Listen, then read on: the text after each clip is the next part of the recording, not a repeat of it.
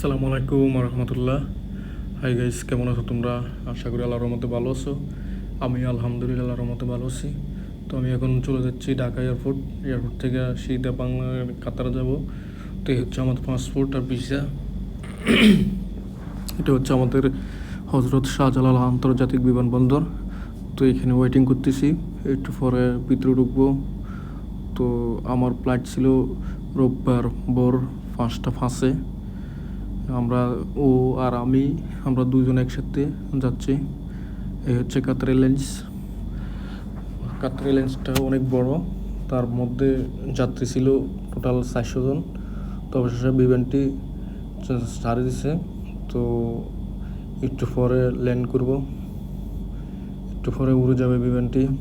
তো দেখতে থাকুন। আসলে খুবই দুঃখজনক বিষয়, বাংলাদেশ ছেড়ে চলে যেতে হয়েছে অন্য একটি দেশে, যেখানে মা বাপ আত্মীয় স্বজন কেউ থাকে না, শুধু একমাত্র নিজের কষ্ট নিজেকে মানে নিতে হয়, মেনে করে নিতে হয়। তো আসলে যারা প্রবাসে যায় একমাত্র তারা বুঝতে পারে কেমন লাগে তাদের কাছে। তো অনেক বুকে অনেক কষ্ট চাপা দিয়ে বিদেশে যাইতে হয়। আর তার মধ্যে আমি হচ্ছে একজন, আমি হয়ে সেই হতভাগে একজন। তো যাই হোক, আসলে কুয়াশা ছিল বাংলাদেশ অনেক, যার কারণে একটু পর গোল দেখা যাইতেছে। আর আমাদের বাংলাদেশে আবহাওয়া তেমন ভালো ছিল না। অবশ্যই বিমানটি বাংলাদেশ ছেড়ে চলে যেতেছে কাতারে।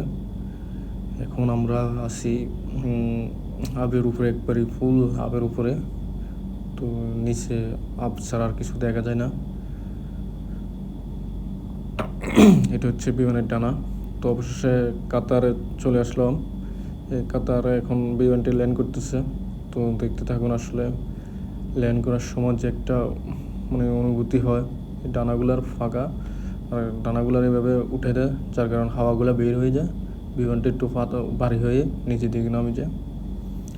তো আসলে আমার যখন নিজের মাতৃভূমি দেশ ছেড়ে অন্য একটি দেশে আসলাম, তখন খুবই খারাপ লাগছিল।